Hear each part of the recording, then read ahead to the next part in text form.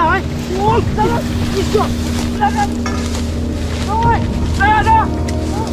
Ra đây. Ra đây đây à? Đây đây đây. Đây đây. Đi đi đi xuống.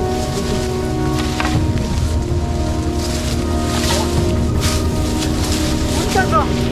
Chạy bỏ cây đã, từ chạy. Tôi sẽ lui ra nhá. Rồi.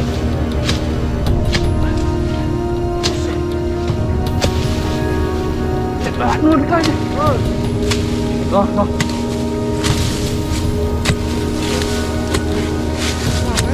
Chân cái này ngã đổ vào lăn cửa không kịp cái gì nữa. Đó. Cẩn thận đừng có tay vào. Tay vào đấy.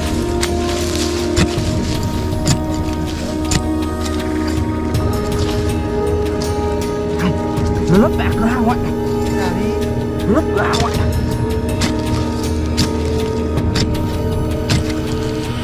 Còn đâu? Phải lên. Sợ sai.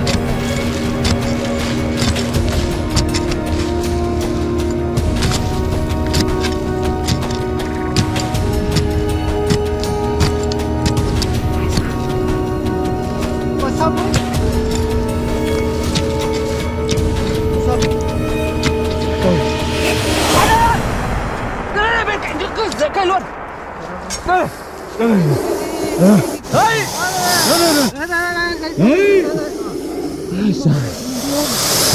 Đó gì rắn đấy? Không rắn gì mà mò lên vậy. Đấy. Ở kia. Cái cây. Ôi giời ơi. Cầm đậu kia đây này. Không lấy cái cây này. Cây đây. Để mua ra. Ôi đâm vào. Còn ông đâm chết mẹ rồi. Không. Đấy.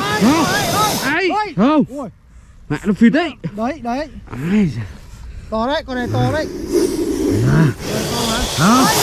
Nó cắn. Đấy. Nó cắn đấy. Ai da. Ai. Để tôi lấy cái túi bọc vào nhá.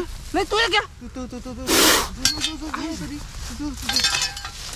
Từ. Ai sợ người đi đâu đuổi theo đấy. Nó ngoe sang tôi đấy. Người đâu đuổi theo đấy rồi. Con này ác đấy. Mang mấy túi đi. Thì có 2 cái đấy. Ai sợ. Kìa. Đi sống gì đó. Kéo hẳn nó ra đi không có đồ tóm đuôi. Đây tóm đuôi. Kìa. Nó cùn đấy. Đấy cái này chạy mất. Ai xả nó định nào vào hang này. Nó định nào vào hang.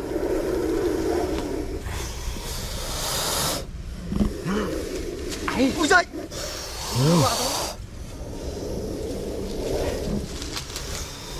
Há là gì quá.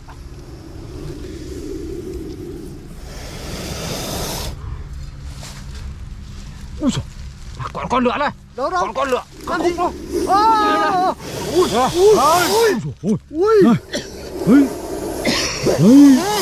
Khúc nó tệ à? Ôi. Ai đấy, con đấy khả năng là con bố ông bảo đấy. Đấy, đâu rồi? Đấy. Ôi. To thế. Thả lợi ra không? Kìa. Lá mồm mà. Nó ăn con gì mà bụng phồng nó to thế? Cái khúc đấy ạ. Ôi. Nhá.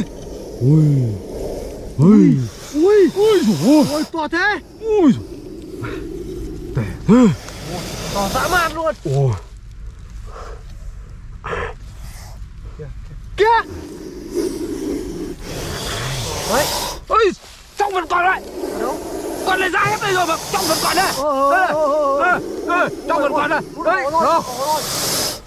Hả? Ổ rồi. Nó cho vào đây. Cho vào đây. Cho vào đây. Mở cổ rồi. Mở. Đây. Ui giời ơi. Con quạ nè. Con quạ nè. Ui. Con này. Con này bóng thế. Con quạ nè. Ui. Hai con nữa. Vẫn còn 2 con nữa. Ui. Ổ nhiều đấy. một ổ luôn. Ai da. Rượu này cắn nhẹ đấy. Đấy, không? Bắt tụi con một nó. Chưa Ai da.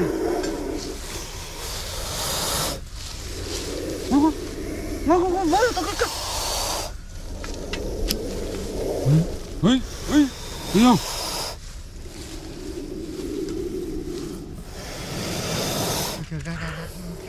Kìa. Túm được đuôi nó mới được.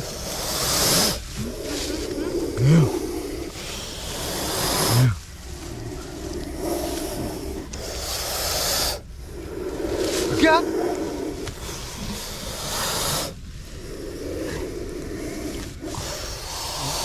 Cô thủ. Kìa, tay cẩn thận tay. Kìa. Để cho nó quay ra kìa. Làm nào cho nó. Kìa, cẩn thận. Mày lừa mãi được chứ. Nhiều nha. Ui, ở đâu nó lại ra một đống. Ở đây lâu rồi đấy. Rắn này ở đây mẹ chục lắm rồi. Khu này rồi. Ổ luôn. Ai da con, ai da. Đấy mình lại bắt bạn. Nó ngửi thấy hơi người nó lao ra đấy. Số rắn. Ơi, ai giờ nó phun độc. Phun chưa? Phun luôn. Mẹ quá chửa vào mặt. Chưa có thằng bị phun vào mắt. Ai da. Phải đi viện đấy. Con này khôn này. Lại thấy hơi người phát nó quay lại. Nó đặt con này to đây. Ấy. To.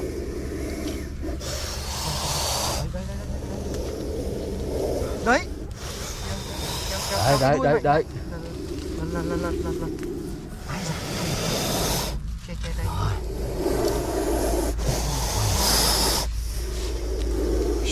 Đấy. Tiếp.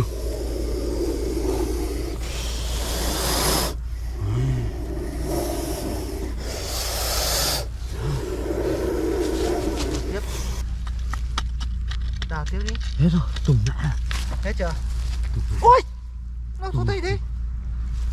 Chọc vào chả thấy có gì này. Chọc nhỡ nó có đường sang ra. Hết rồi. Đây, lấy dây buộc Tùng vào. đã. Hết rồi. Ôi, trả lại túi. Đào thêm Khả năng đi lại cái chỗ mà tôi vừa dặn trượt dặn vào cái con đấy. Khả năng lại đấy tìm khả năng khéo có hàng ấy. Đi. Từ đã. Tùng lại. Để hết đã. Đây Tùng.